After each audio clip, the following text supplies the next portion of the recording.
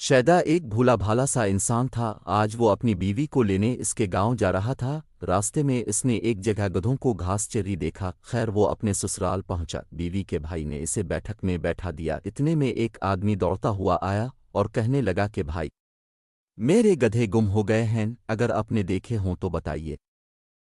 شیدے نے فوراً کہا کہ ہاں، میں نے فلاں جگہ گدھوں کو گھاس چیری ہوئے دیکھا ہے۔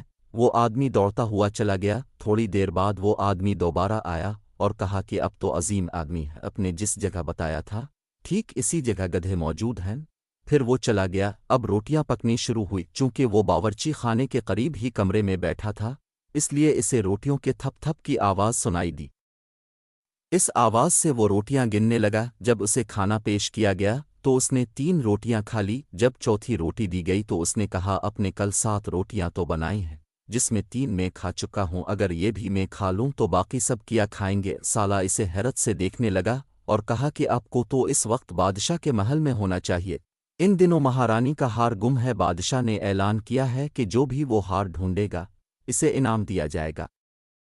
جب وہ بادشاہ کے محل پہنچے تو اس نے سوچا کہ میں اگر 40 دن کی مہلت مانگ لوں تو میں ہار ڈھونڈ لوں گا۔ اس نے بادشاہ سے کہا کہ میں 40 دن کا چلہ کاٹوں گا، آپ کو میں 40 دن بعد ہار دے دوں گا۔ 40 دن اس نے محل میں خوب مزے کیے، لیکن 40ویں دن اسے بڑی پریشانی ہو گئی۔ اس نے ہار کو اپنے حساب سے آدیر الفادیر ڈھونڈا، لیکن ہار نہ ملنا تھا، نہ ملا۔ اب وہ خوب پریشان ہوا۔ رات ہو گئی تھی، لیکن اس کی تو نیندیں الفاڑ گئی تھیں۔ اس کے منہ سے نندرا نکل رہا تھا۔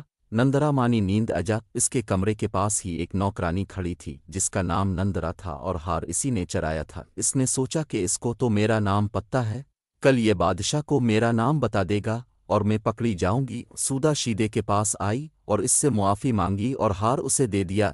شیدا تو بہت خوش ہو گیا، اس نے چپ چاپ ہار لیا اور سو گیا۔ صبح اس نے وہ ہار بادشاہ کو دے دیا۔ جب بادشاہ نے وہ ہار دیکھا تو خوش اور حیران ہو گیا۔